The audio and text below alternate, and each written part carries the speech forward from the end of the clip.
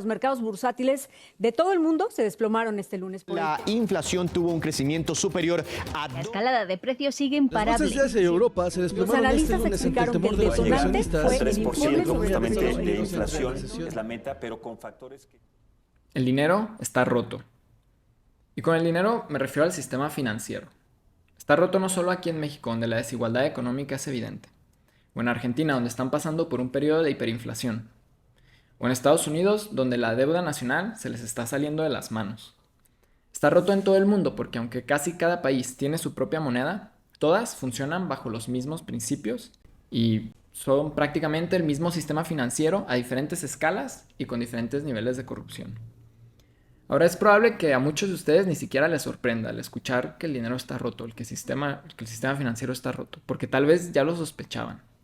La situación económica actual está muy complicada para la mayoría de las personas, no importa en qué país estén. Incluso los países que son potencias económicas están lidiando con este tipo de problemas. Y bueno, digo que el dinero está roto principalmente por dos razones. Porque es un sistema centralizado y porque tiene una inflación incorporada de manera permanente. La mayoría de países tienen una tasa de inflación objetivo del 2 o 3%, por lo que cada año tu dinero va a perder el 2 o 3% de su valor como mínimo. Digo como mínimo porque normalmente no cumplen estos objetivos, se pasan y llegan al 5, 7% o más. Y bueno, que el sistema económico sea centralizado quiere decir que el dinero es controlado por un pequeño grupo de personas que dirigen el Banco Central. La Junta de Gobierno del Banco de México, por ejemplo, se compone de solo 5 personas. Ellos deciden la cantidad de dinero que se imprime cada año y definen la tasa de interés base para el país. Las decisiones que ellos toman tienen enormes repercusiones para todos en el país y ni siquiera son representantes electos. Cada decisión que tomen va a tener algunos perjudicados y algunos beneficiados. Pero bueno, sí, estos dos problemas de la centralización y la inflación realmente van muy de la mano, porque que sea un sistema centralizado, provoca naturalmente que haya inflación en la moneda. Si el dinero fuera centralizado, pero sin inflación, o si como el oro tuviera una inflación moderada, pero fuera descentralizado, el problema no sería tan grande. El caso es que tiene ambos problemas al mismo tiempo. Y pongo de ejemplo el oro porque era un dinero que utilizábamos antes y a pesar de que sí hay cierto nivel de inflación en el oro porque cada vez se está minando más oro, pues era un sistema descentralizado. Nadie tenía todo el control de la producción del oro y como en este caso que los bancos centrales son los únicos que pueden imprimir el dinero. Ahora quiero hablar un poco más de la inflación, porque es un tema clave para entender por qué el dinero está roto. Y la inflación se define normalmente como el aumento de precios en general. Y este aumento de precios es causado principalmente por la inflación monetaria. La inflación monetaria es el aumento de dinero en circulación. Es cuando los gobiernos imprimen más dinero, algo que hacen constantemente. Y es muy importante distinguir la diferencia entre las dos, porque aunque los precios pueden aumentar o pueden bajar por distintas razones, la inflación monetaria sin duda provoca que el costo de vida aumente año con año. Rentar un depa o comprar una casa es cada vez más caro. Mi generación ya la tiene complicada para independizarse, pero la situación sigue empeorando. Que cada vez menos personas desean tener hijos es en gran parte porque es muy difícil alcanzar la estabilidad económica necesaria para mantenerlos. Si nos ponemos a comparar nuestra situación actual con la de nuestros abuelos, se siente o pareciera que vamos en retroceso, porque a pesar de todos los desarrollos tecnológicos que hemos hecho desde entonces, a pesar de que ahora somos más productivos, de que hemos mejorado todo tipo de sistemas, pues no se siente así económicamente. Parece que antes era más fácil tener una familia grande y no era un sacrificio tan grande comprar una casa. Actualmente las casas son tan caras no solo porque la población ha crecido, es porque el dinero está roto.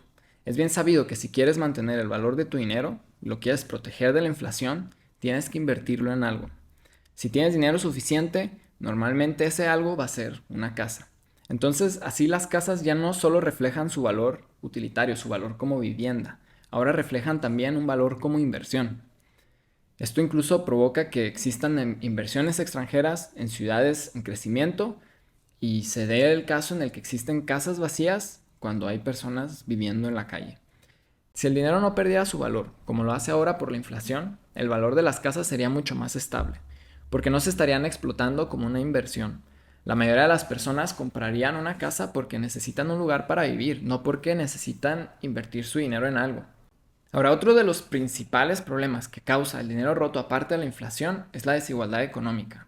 Y bueno, hasta cierto punto es normal que exista cierta desigualdad económica simplemente porque no todas las personas somos iguales y no todas son igual de productivas. El problema es que el tamaño de esa desigualdad es demasiado grande y sigue creciendo. Actualmente el 1% más rico de la población tiene el 50% de la riqueza y el 50% más pobre tiene solamente el 1%. Esto no representa para nada la realidad de las cosas. El 1% de la población no produce el 50% del valor económico. La mayoría del valor lo produce la clase trabajadora o, en todo caso, la tecnología que ha sido desarrollada por la humanidad en conjunto durante miles de años. Pero, bueno, el problema no es solo que exista una gran desigualdad, también es la falta de movilidad.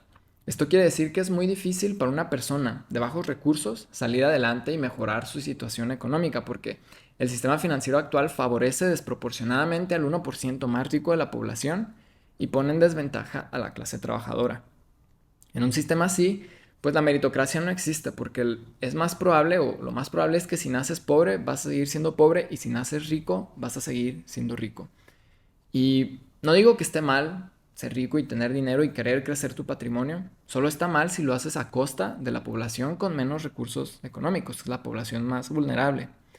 Tampoco digo esto para desmotivar a las personas que buscan y están trabajando por un mejor futuro, porque dependiendo de dónde vivas, puede que sí tengas oportunidades de crecimiento. Pero estas oportunidades son escasas y tienes que esforzarte mucho más que alguien que ya nació con dinero. Cuando no hay oportunidades es más probable que las personas recurran a la delincuencia o en el caso de México que se metan al narco, porque para salir de la pobreza están dispuestos a tomar más riesgos. Y pues esto solo genera una sociedad más insegura. Bueno, todo esto es hablando a nivel mundial. La desigualdad económica, la inflación, se replica de manera similar en cada país. Algunos países tienen más desigualdad que otros, pero en todos los casos, la desigualdad económica es un reflejo del desbalance de poder que existe en un sistema financiero centralizado. Pero estas no son las únicas consecuencias de tener o utilizar un dinero roto, un sistema financiero roto. No solamente es que aumenten los precios año con año, no solamente es la desigualdad económica y la falta de movilidad, sino que hay muchas otras consecuencias. Entre ellas, pues existe más polarización política y social por el descontento de una sociedad que está viviendo con dificultades económicas. Es un sistema económico, un sistema financiero que no es sustentable porque asume que la economía puede crecer de manera ilimitada en un planeta con recursos finitos. Otra consecuencia es que hay más crisis económicas por el abuso de la deuda, fomenta el consumismo que a su vez genera más basura y contaminación, crece la tendencia de tener gobiernos más autoritarios, hay explotación laboral. También existe un imperialismo económico, donde los países con monedas dominantes pueden explotar más fácilmente a los países en desarrollo. Y por si todo esto fuera poco, también iniciar y mantener una guerra se vuelve mucho más factible para un gobierno, porque pueden imprimir el dinero que sea necesario para invertir en su fuerza militar. Claro que el dinero roto no es la única causa de estos problemas, pero influye en ellos mucho más de lo que parece a simple vista. El sistema financiero actual no lleva tanto tiempo, lo usamos desde hace apenas 53 años y al dinero que produce este sistema se le llama dinero fiat, así fiat como los carros. Este tipo de dinero surgió por primera vez en China hace más de 1000 años y se usó hasta que eventualmente perdió todo su valor por hiperinflación. La característica principal del dinero fiat es que no está respaldado por nada. El dinero lo imprime un banco central y prácticamente no hay un límite para la cantidad de billetes que pueden imprimir. Mientras más dinero imprimen, más devalúan la moneda, más pierde su valor. Todas las hiperinflaciones que hemos visto a lo largo de la historia son resultado de gobiernos que abusan de este poder. Tu dinero puede llegar a perder todo o casi todo su valor por la irresponsabilidad y corrupción del gobierno. La inflación monetaria no es exclusiva del dinero fiat. Antes, aunque los billetes estaban respaldados por oro, o aunque el dinero era oro, el gobierno podía ejercer su poder de autoridad para inflar la moneda de alguna u otra manera, pero este poder era limitado. El poder del gobierno para inflar la moneda ha ido creciendo con el tiempo, y el dinero fiat es la consolidación de este poder de manera absoluta. Por ejemplo, antes cuando el dinero eran monedas de oro, un rey podía juntar muchas monedas de oro como impuestos de sus ciudadanos, fundir todas estas monedas, fundir todo el oro, revolverlo con otros metales, ponerle un 10% de otros metales y volver a acuñar todas estas monedas, lo que le iba a dar un 10% más de monedas, inflando la moneda. Estabas creando dinero de la nada y lo podían utilizar para lo que quisieran. Es prácticamente lo mismo cuando el gobierno está imprimiendo más billetes, solo que pues no tienen que diluir el oro, simplemente imprimen más papel porque no está respaldado por nada. Cuando el gobierno tenía que hacerlo de esta manera, diluyendo el oro, pues era más difícil, ¿no? Es una limitante mucho más grande que la que tienen los gobiernos ahorita. Ahora, es probable que hayas escuchado que una de las razones principales para inflar la moneda es el crecimiento económico del país. Pero inflar la moneda aumenta el poder económico del gobierno, no de la población en general. En otras palabras, inflar la moneda es una herramienta muy práctica para aumentar el presupuesto del gobierno a cambio de reducir el valor de tu dinero. Es una manera muy disimulada de imponer impuestos sobre la población que no se va a dar cuenta de las consecuencias inmediatamente. La factura llega después cuando los precios empiezan a aumentar. En principio, la intención del gobierno de Estados Unidos al introducir el dinero fiat como sistema financiero era proteger la libertad de las personas, proteger la democracia y el capitalismo de amenazas como el comunismo. Porque desde la perspectiva del gobierno, ante una emergencia, es preferible que la población en general pierda su poder adquisitivo en los próximos años a tomar un riesgo que amenace su existencia, como permitir que una nación rival crezca y supere su poder militar. El problema es que un gobierno siempre va a encontrar buenas razones para inflar la moneda, y es algo comprensible. Los problemas con los que lidia un país son grandes y muchos de ellos se pueden considerar emergencias. Dirigir un país no es nada fácil y siempre va a hacer falta dinero. Pero esto es una paradoja porque mientras más se infla la moneda, menos libertad tienen los ciudadanos que se intentan proteger en primer lugar. Tienen menos libertad porque estás vulnerando su derecho a la propiedad privada. Estás tomando el valor de su dinero. Ahora que si el gobierno no tiene buenas intenciones desde un principio, es un gobierno corrupto y sus representantes solo buscan enriquecerse a sí mismos, pues esto se vuelve un problema mucho más grande. Pero entonces, si nuestro sistema financiero está tan roto, ¿por qué lo seguimos usando? La realidad es porque hasta hace poco no teníamos una alternativa. La conveniencia de usar dinero de papel y dejar el oro en el banco nos llevó poco a poco a una situación en la que el gobierno pudo tomar el control total del dinero y crear estos bancos centrales. Aquellos que más se benefician del sistema financiero actual eran los únicos que podían implementar un cambio. Pero esto ya no es el caso. Ahora tenemos una alternativa, una revolución tecnológica que nos permite reimaginar el sistema financiero, una revolución al alcance de todos. Esa revolución financiera es Bitcoin. Bitcoin resuelve los principales problemas de la centralización del dinero y la inflación. Hasta aquí lo voy a dejar por ahora. Voy a hablar de Bitcoin más en el siguiente capítulo. Voy a hablar solo de Bitcoin casi en el siguiente capítulo. Yo soy Raúl Cayo y esto es la Revolución Financiera.